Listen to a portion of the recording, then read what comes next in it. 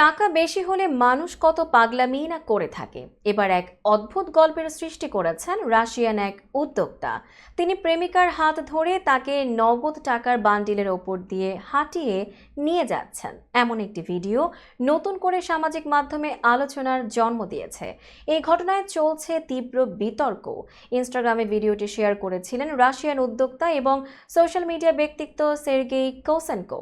তিনি mister thank you নামেও পরিচিত। ভিডিও তৈরি এবং প্রেমিকাকে রাজকীয় অভ্যর্থনা দিতেই নগদ টাকার বান্ডিল দিয়ে কার্পেট তৈরি করেছিলেন তিনি।